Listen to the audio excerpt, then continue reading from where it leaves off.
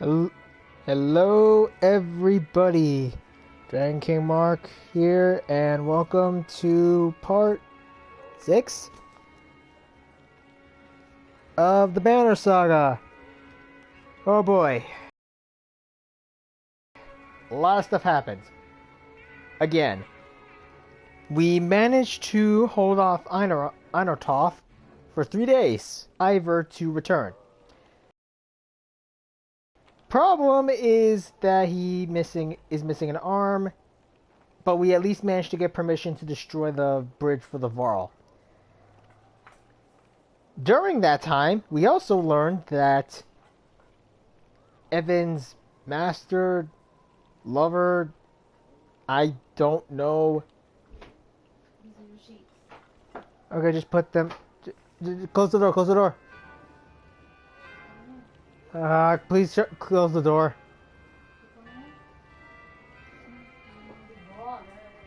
I'm in the middle of a stream. Ignoring that. But yeah, Juno apparently warned Evan about the serpent. We learned that the serpent was supposed to destroy the world, but some darkness is doing it now. So we don't know why, but the Dredge are running away from it. Now we're trying to go ahead and, well, get back to Sigrholm. I wish we had a map to see that. I would show you what I mean. If we get all the way to Sigrholm, we'll meet Juno there. Oh, right.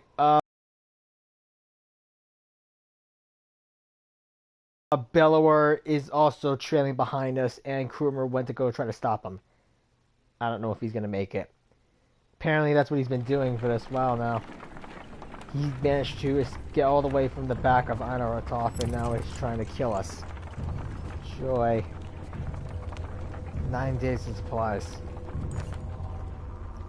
As you're nodding off to sleep, shouts of "Fire!" pull you back to attention. Flames quickly consume a supply wagon and a few tents. A woman cries out, "My boy!" Points to a burning tent closest to the outlying Varl. Two of the giants are motionless, staring at the spreading fire with terror in their eyes.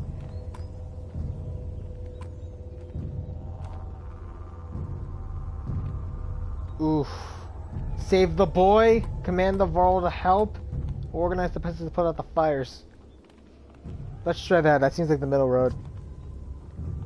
You look away from the petrified Varl and rush to help others dip buckets into the water bottles to combat the fire. With the flames seem under control, you're able to retrieve the coughing boy. The ashamed Varl retreat further from camp while peasants count the lost supplies. What in the depths was that about? You mutter to yourself. Something about the fire, Uliv tells you. I've heard of this before. They don't like it. Doesn't change what happened, you think to yourself. Crap, we're down 3 days of supplies. Sigrholm! Gather around, doubters! Echoes a shout in the distance as Krumer and his band of warriors break through nearby foliage. And behold the invincible Varl! The caravan is thrilled to see Krumer return safely. Did the plan work? Asks Lupin. Work? Responds Krumer. Of course it worked! Same old Dredge. Should be another day or two at least before they even find their own asses. Plus 20 renown. And if you apologize, I'll tell you how I found these, Krumer says, tossing you a pair of leather gloves that look big enough for a Varl. He leans in close, whispering so Ruben can't hear. It had something to do with a raven's nest. I'm gonna say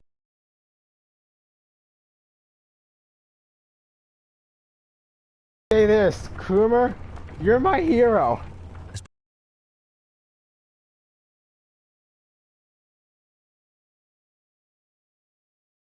Flipped, proud homes sinking into muddy water. A side effect of the quake. What has the rest of the world become on the other side of those mountains? I'm kind of scared to see, really. He's not kidding, though. Anything here? But yay, we got Krumer! I'm happy. Also, you can kind of clearly see, like, the rest of the group of your clan. up in front. Good. One catastrophe after another, says Udleaf as you pull into Sigrholm. The town appears to be sinking into the lake. Townspeople peek from dark windows and makeshift hovels further up the hill. No, says Evan, looking frantic. Where is she? Where is she? He runs to the front of the caravan, looking out over the water. Juno isn't here. You get the creeping feeling you're not welcome either. Going upriver looks out of the question. The beach is bare, aside from the occasional skeleton of a ruined fishing boat. We reluctantly set camp in the sinking town. Well, we can at least use this to go ahead and upgrade our guys, or... Oh. All I'm saying is, how long are you willing to wait? While taking stock of Caravan, you inadvertently walked into a debate between Udleaf and Evan.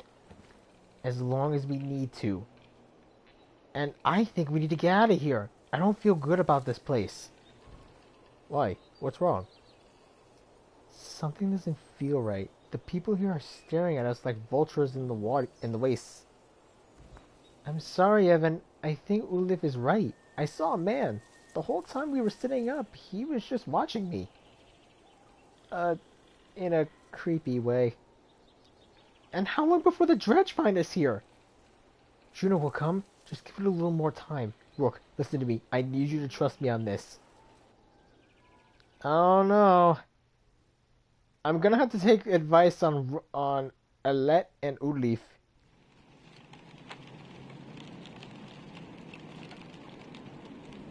Heroes.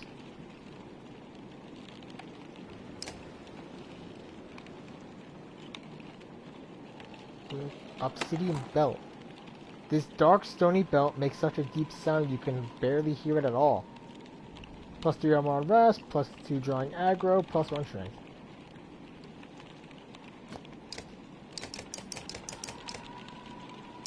Let's at least buy some food for us. So let's check out those items we got.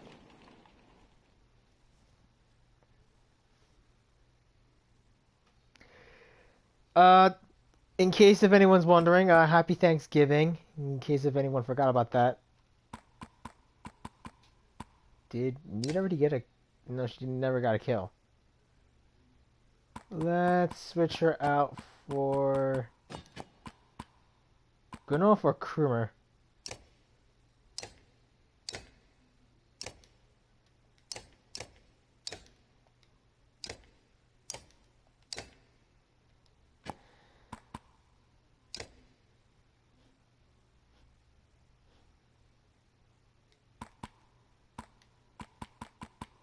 Let's go with Krumer. I think this guy needs some...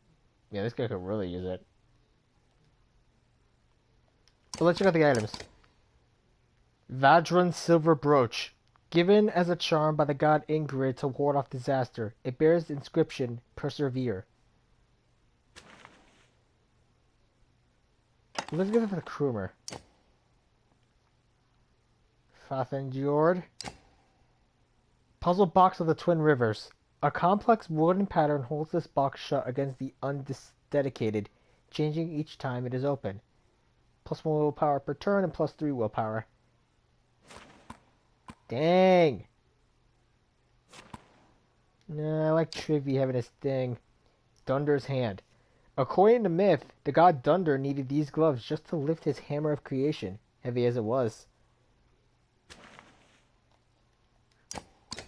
What the heck do I got Evan for? Oh. Well, no, let's get this to Evan, because that actually might be useful for him.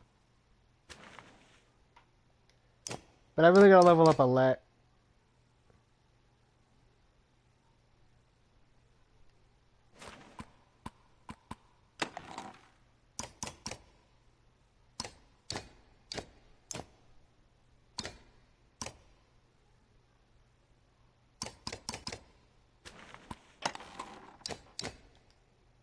That'll work. Oh boy. Now here comes the difficult part. Let's at least talk with Evan and then maybe wait for a day. If Juno's not here by then, we're getting out of here. I got a bad feeling about this place.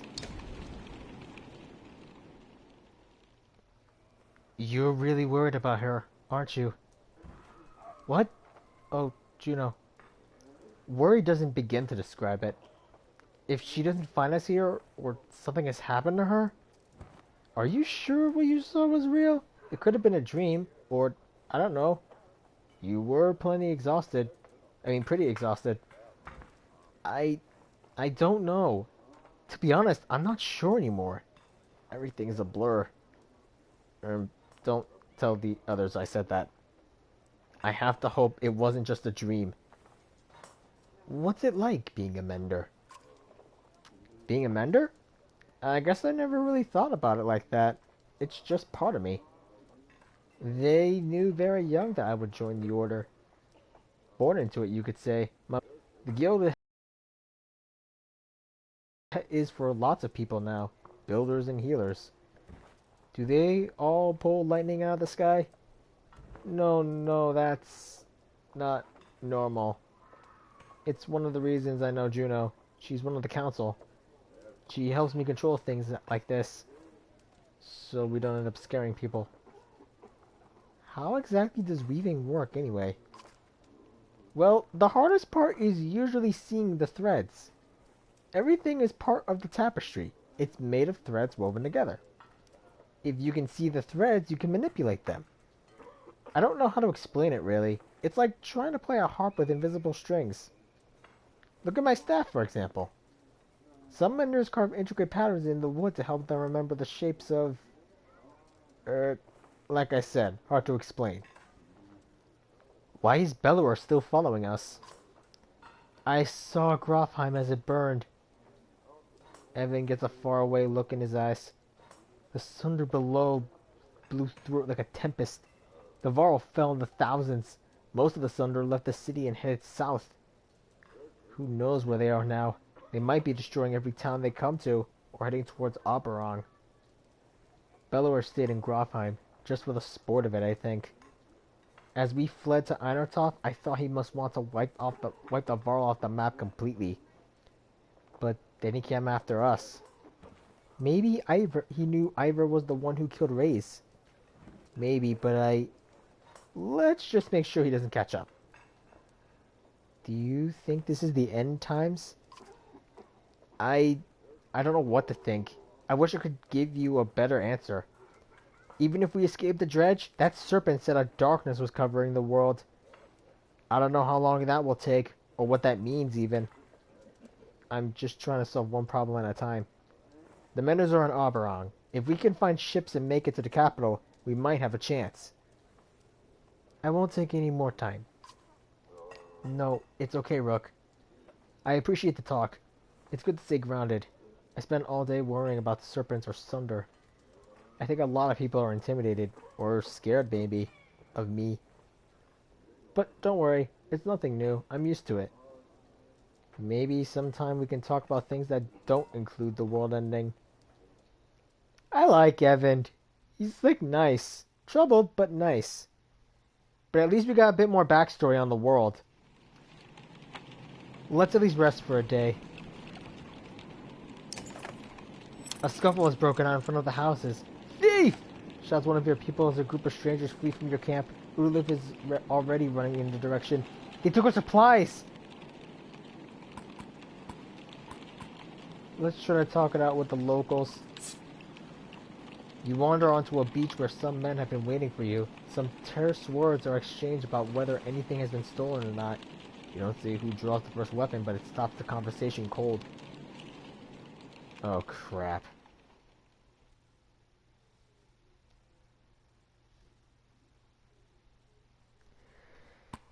I already know what to do.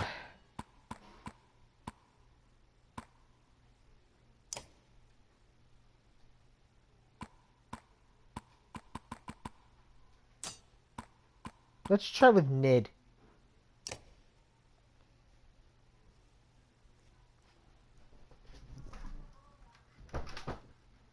Well, Rocky's smart enough now to open the door.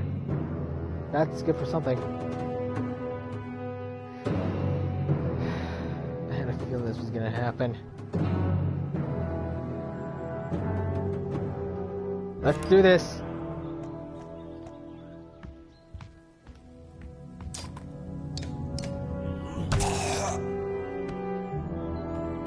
Raider veteran.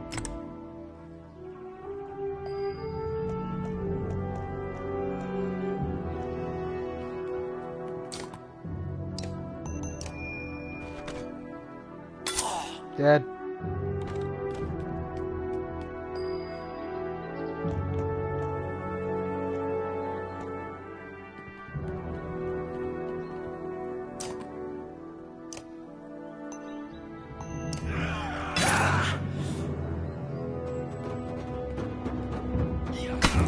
Don't worry, Ivor, you can hold them off.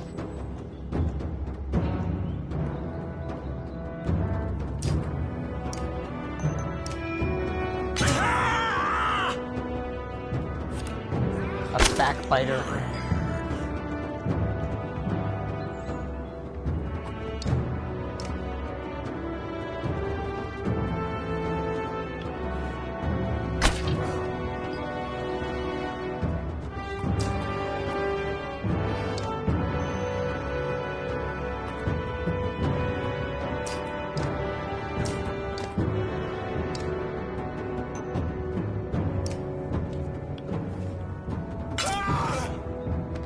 Dead.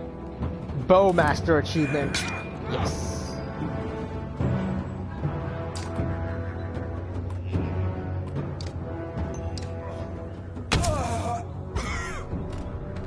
That'll work.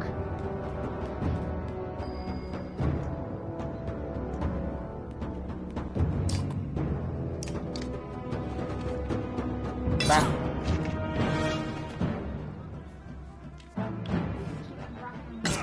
Okay.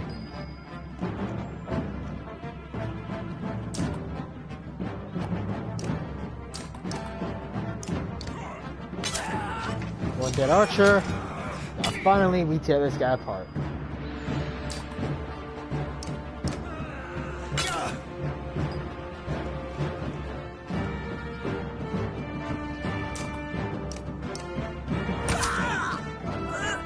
Sweet! Kurma's got a promotion.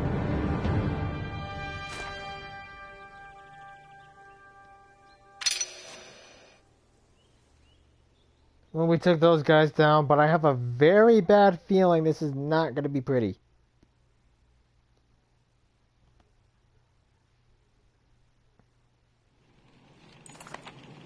The thieves scatter pretty quickly when you start laying into them, but when you return to the caravan, you discover why. Even more supplies have gone missing since you rushed out to fight.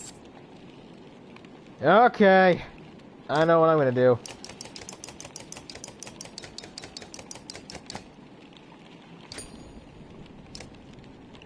We're getting out of here. Brooke, wait please.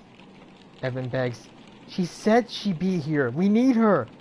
You can tell he's terrified of leaving, as though he's giving up on Juno.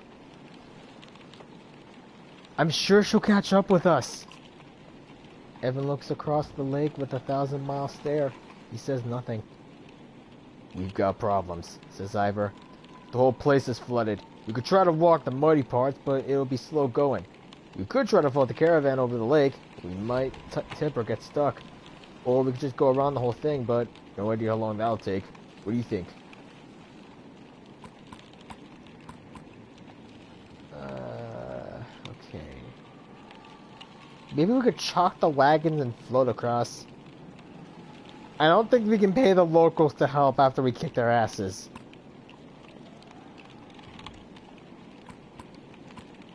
Let's try to chalk the wagon and float. You spend some time rigging the wagons to float in the water, sealing them with tree sap and whatever else you have on hand. The rest of the caravan finds anything they can float on, small boats or makeshift rafts. Some swim. With a deep breath, you set off from the bank. You do your best to float the various ragtag groups of your caravan across the muddy lake towards Borisgard. Things quickly go bad. Between rafts pulling apart or people tipping into the muddy water of the lake, or the murky water of the lake. Eventually you gather everyone up, but you've lost precious time and supplies to the bog. Fuck! I think we just lost a few days of supplies. Either way, we're gonna lose something. 9 days. Fuck my life.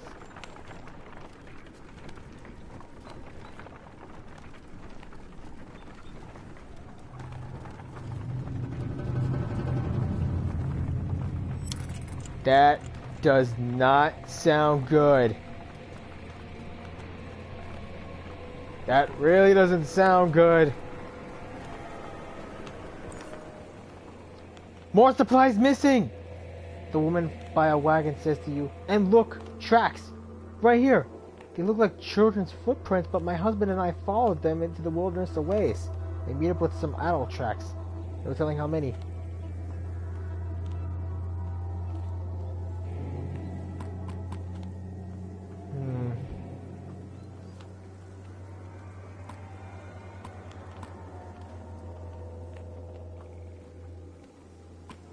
Let's have the kids watched. Some parents complain deeply of why others approve of the decision. Regardless, you check the wagons every morning and the supplies remain consistent. It seems like whoever it was has given up on extra food. Dang it! 5 days.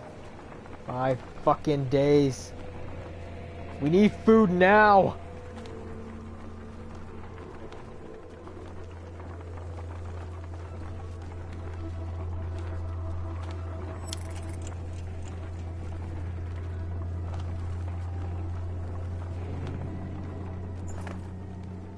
A scout returns with a nearly frozen child. I almost stepped on her in the snow. Looks like she must have been running from something. He says, patches of blue model her pale skin, but her chest rises and falls ever so slightly.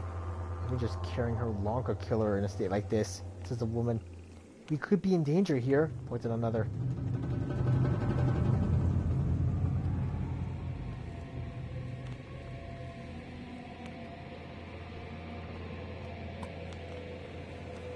Let's stop the caravan for a rest and tend to her.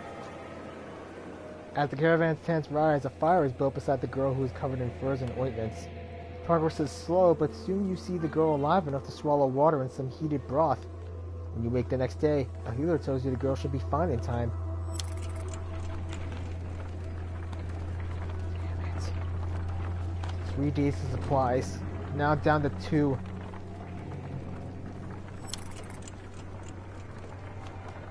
Two freaking days!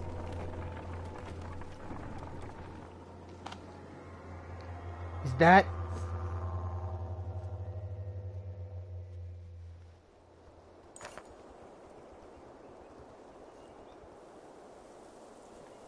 The villagers are completely oblivious to the destruction that is coming.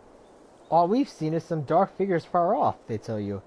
Signs from a few young families, they're reluctant to pick up their things and join you. 15 clansmen. A market! Good. Yes! 4 days. It's not much, but at the very least it'll be enough.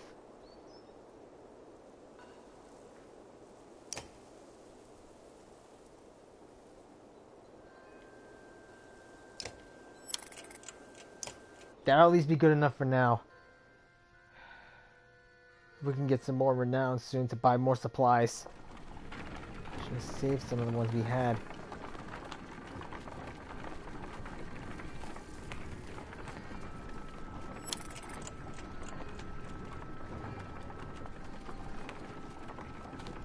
There better be an event where we can get some food. Godstone! A gaunt man and woman approach the caravan, hands held high. A word, friends, the man says. We are poor farmers, down on our luck. The woman hits him and says, We're outlaws, plain and simple. 10 of us, and we'll help you fight in a fight for some food up front. What are your crimes? Misunderstandings, the man says. Mead houses are confusing. Never know when you've drank your share. The woman hits him again and says, We've stolen, killed a few when we had to. Skills that might benefit you out there.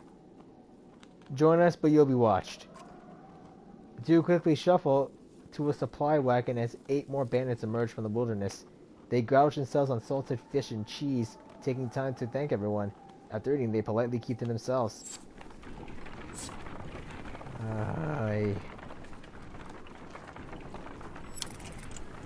Yep. So much for getting that achievement. Several women are talking expressively at the young girl found nearly frozen to death, now called Akfrosta. The quiet child's face expresses quiet terror, aggressively jabbing at the dirt with a stick, which she clearly used to draw on the ground.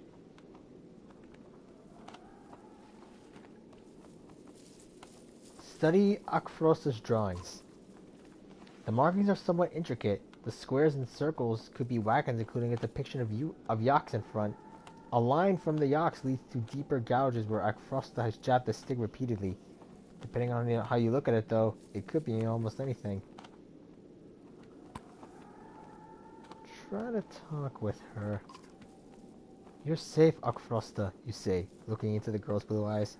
She calms a bit before stepping toward you, using her stick to point at the deep gouges in the ground she previously made. She whispers, "Etchi, etchi, etchi." It doesn't mean anything to you, but you feel like you connected with her a bit. One day of supplies. We are screwed unless we can get some food. Or a fight. A fight would be really useful right now. Yay!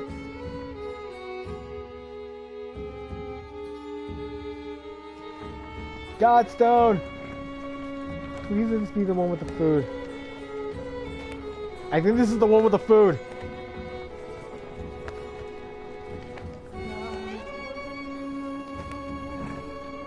That's one big beard. No, that's not the father of the Oxman. I think that's Hunter? No. Blacksmith? No. I forgot which one this was.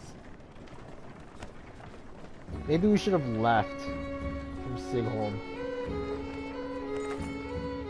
The imposing godstone of Bjordwolf approaches. His severe visage makes it feel like he's watching you even now. The caravan spreads out, happy to be free of the confining forest and on open fields. Hogan pulls you aside to show you some red berries growing in an ash tree that looks like it was chopped down long ago. These should be growing here, he says excitedly. I haven't seen these in a long time. He and Logan busily go about collecting the berries. In fact, in honor of Bjorlof, some of the caravan cracked kegs of meat and wine before anyone can stop them. The only god that matters, they shout. Everyone drinks and you're glad for the merriment that has swept into the caravan. Let's inspect the godstone first. You look up at the godstone. Bjorlof's head surrounded by images of casks and drinking horns. Though he was always depicted as being stern, Bjorlof was one of the most popular gods of men in Varl, the one who taught them how to brew. It seems like more than coincidence that the long fields of Bjorlof's stone have always been excellent for growing anything you could need for a good drink. Let's get the berries. We need the supplies. What exactly are these, you ask Kogan. When I would travel the Borisgar with my father, sometimes he'd buy us a few of these, Kogan replies. Couldn't be a luckier find. See for yourself. You try one and you can feel energy returning to your tired limbs. Not taking any more would be a wasted opportunity, you figure. As the hour becomes late, the caravan is eventually ready to get back on the road. The day by Briar's Stone is one of the few memories that hasn't been tarnished by the specter of bad fortune. You think to yourself. Thistleberry. Shit, I thought we was gonna get more supplies! We're still down a day! Maybe I should save Scum back to Sigrholm. 0 supplies. If we don't start starving. Can we make it? Can there be an event right now? And ahead, you find what appears to be a good number of peasants surrounded by brigands. One of the armed men looks over his shoulder and says, God be damned, this is all I need. Listen, don't interfere in one of these supply wagons is yours. While remaining silent, the peasants plead with you with their eyes. What's going on here? Nothing concerning you, he replies. Before you start telling me otherwise, these are my clansmen. Don't think I can run off with every scrap of food in the village. Now, all I want you to do is to move on, so take your share or don't. Let's just take the supplies and get out of here. We need them. You nod and a few of your men take a hold of the supply wagon, bringing it into the caravan. Other clansmen take a bit of coaxing. They eventually turn their backs to the scene and move on in lower spirits. We got at least a few days of supplies. That's good enough. Reinvik is more of a smattering of farmhouses than a proper town. Though judging by stray dredge stalking through empty fields, it is barely even that anymore.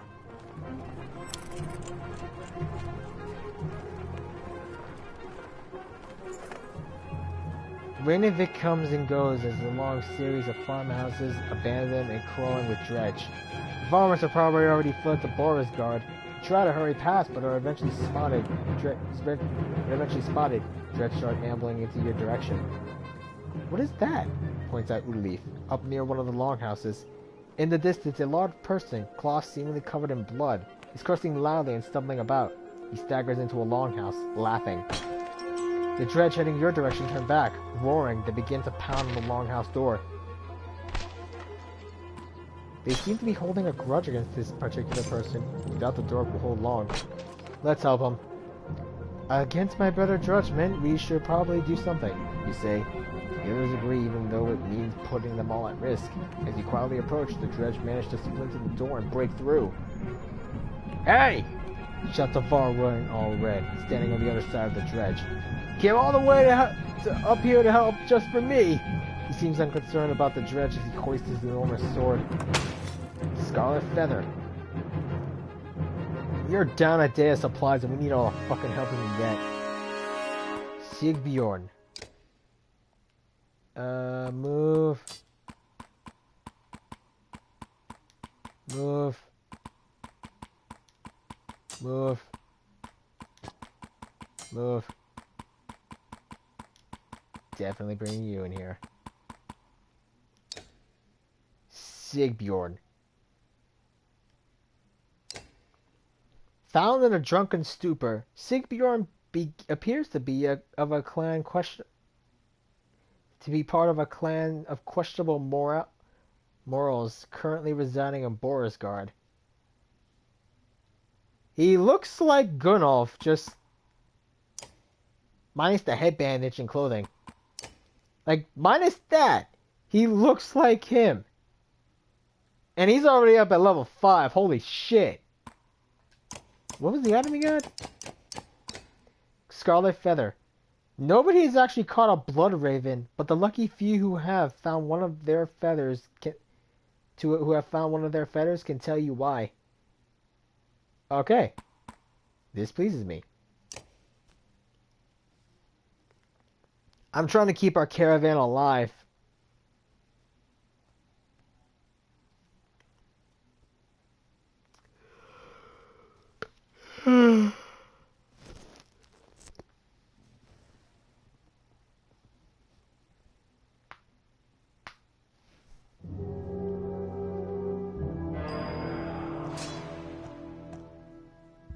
-2 willpower. Shit! I was afraid of this.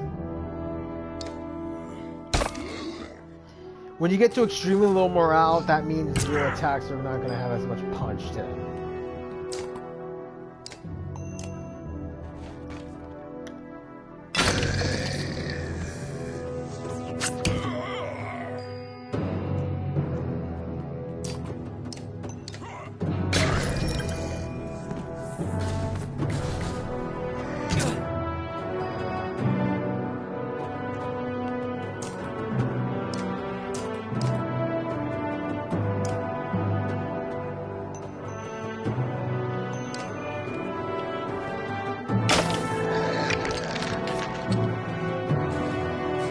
Alright.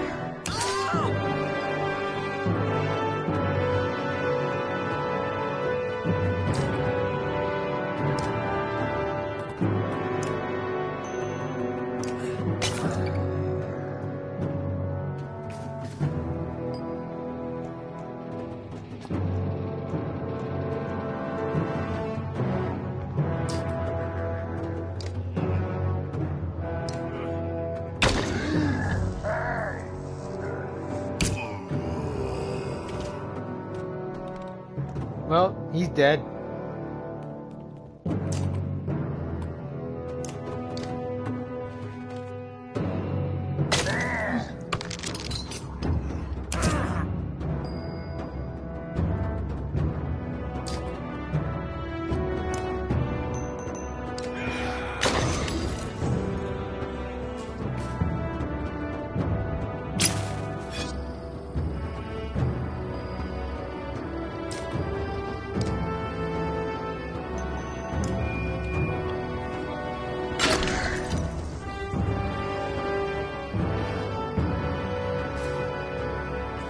gonna be a tough one. Oh,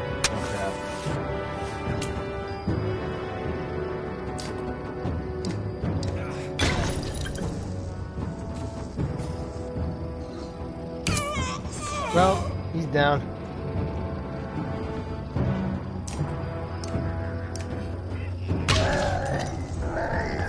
Alright, at the very least we stopped that guy from summoning more people. That's good enough.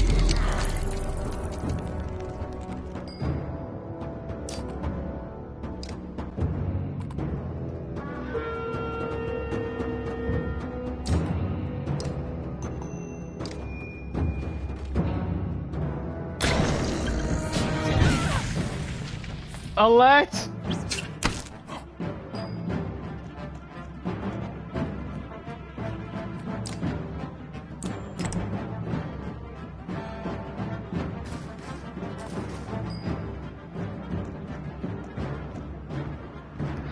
Dang it.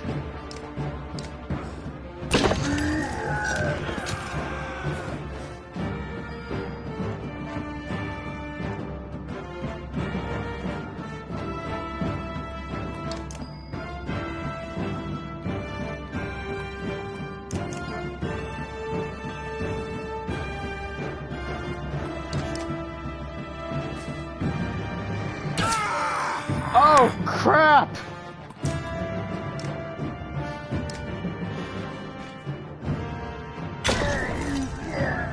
Crit.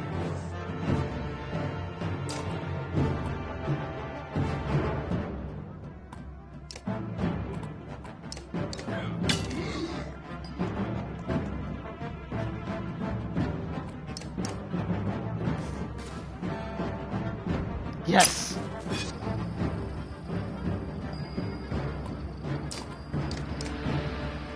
And dead.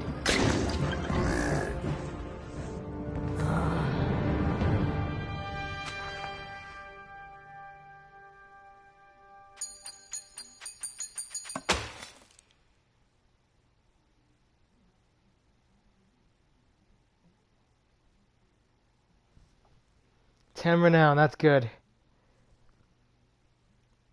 I hope Sigrholm survived. He's kind of fun. Welcome to my mead house, Sigrholm's Halls of Mead. Wasn't expecting to borrow this far south, or this drunk. I can see that. There are people huddled in corners of the mead hall, looking on with uneasiness. Who are all these? Who are all you? You people. No, they're friends. They made this place. It's not really mine. You lured Dredge back to a room full of unarmed people. What is wrong with you? Come on, I saved everyone in here. We shared some fine drink, the best drink. Wait, I was saving your ass, remember that part? If you knew you'd come up here, you could have told me. What do we do with this guy?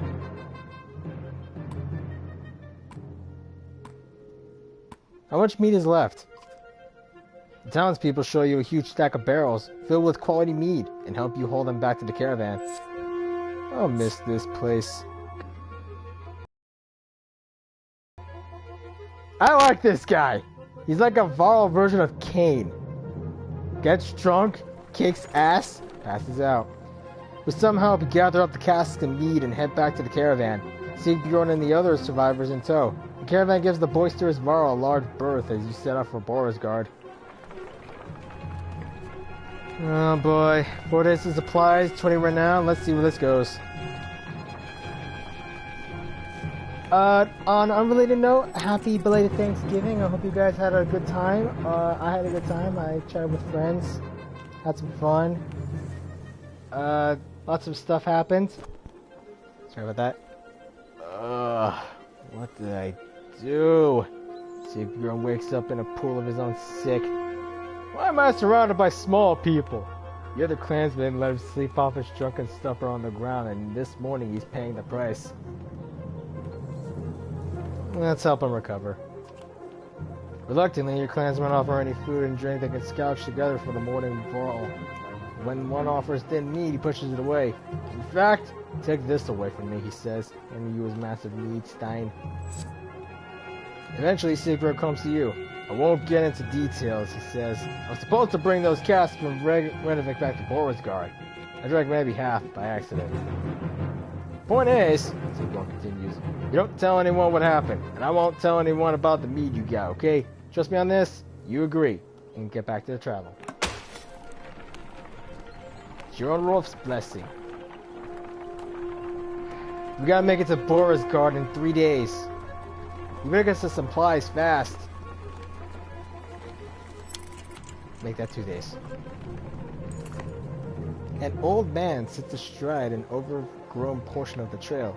You lost? You asked. He adjusts a leather strap on his head and says, No, are you? He jumps up and shovels toward the caravan, his tattered clothes revealing no weapons. Well, I've seen better, the old man says, peering into the supply wagons, but I'll join you. He stands next to a fighter, throws his beard over his shoulder, and puffs up his chest. The fighter grins and the stranger exhales, asking, What are we waiting for? Lead the way! Who are you and what are you doing out here? Call me Unar, or anything else you like, the old man says. The man goes where he pleases, doesn't he?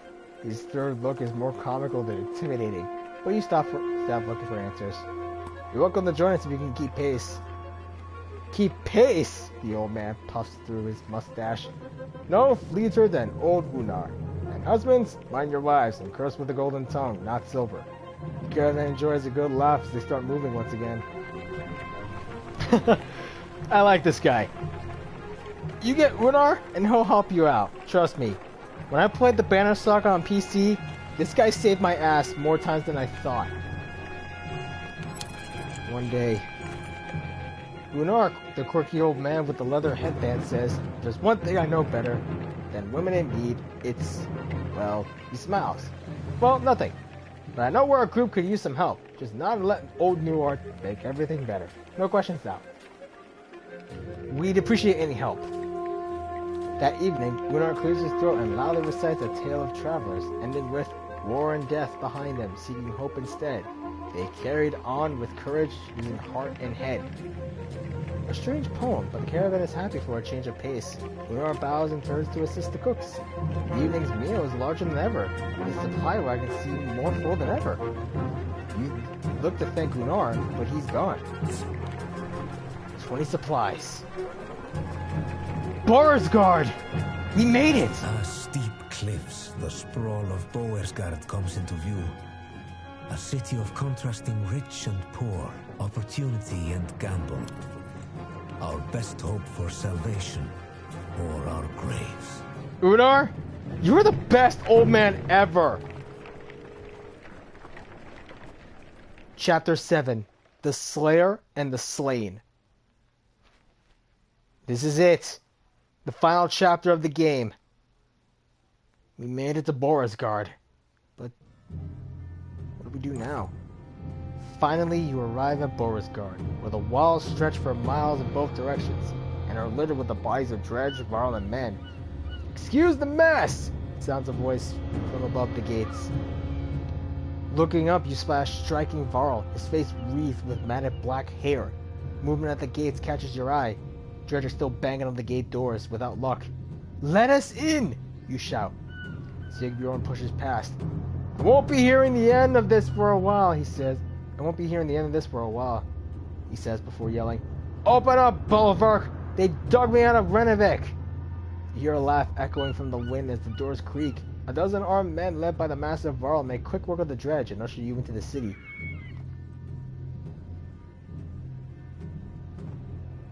You may be interested to know they brought a mender. You didn't go to get a mender. Where's the mead? Sigbjorn shrugs apologetically. I guess the mender will do. Either way, we've got a chance now or we're completely screwed. Look, we've come a long ways, some as far as Skjolgr. Are you in charge here? In charge of the governor, I suppose. Listen, if you have something to tell him, say it now. Otherwise, you're on your own. I don't care where you go, but stirring up trouble is probably the only reason you'll see me again. It won't be to talk. Mender, come along. We gotta go see the governor. Bolvark and Sigbjorn leave with Evan, who goes willingly, signaling that he's fine. Fane, This is just like Frostfeller all over again. This is nothing like Frostfeller. The one in bearskin is probably leading the Ravens. Ravens? Is that good or bad? It depends on who they're working for. Hopefully it really is the governor, not someone trying to strong-arm their way into his seat. I guess we'll wait for Evan to tell us, if he comes back. I'm not worried about Evan. I'm worried about the army of refugees we brought, who don't belong here. Yeah, probably right. Nobody ever uttered a nice thing about Borisgard, so what now? We ought to go to the docks and see what our options are, in case we need to leave quickly. Did you notice the city guards when we came in? What guards? I have a feeling the Ravens are all they got left. Something serious went down. And when Bellower gets here, he's going to walk through this place without even breaking a stride. Let's keep that to ourselves now. So the docks.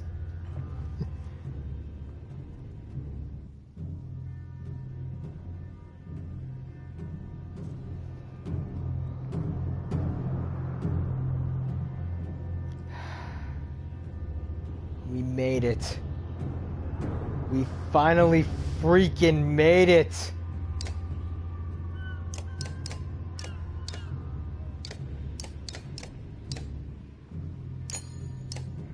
Renown. If it's alright with you guys, I'm gonna end it off here. We had a long day. But Ivor's right. I can see the dredge out here. You can just barely make them out, but you can see them right there. But we made it to Borisgard. I got a bad feeling though. This is it though. The final chapter of the game. Let's see what this game throws at us. Until then, I'm Dragon King Mark, and next time on the Banner Saga, we're gonna find out exactly what's gonna happen down in Borisgard. And though I have a bad feeling it's not gonna be pretty or fun. Like, favorite, subscribe, and I will see you guys next time. Laters.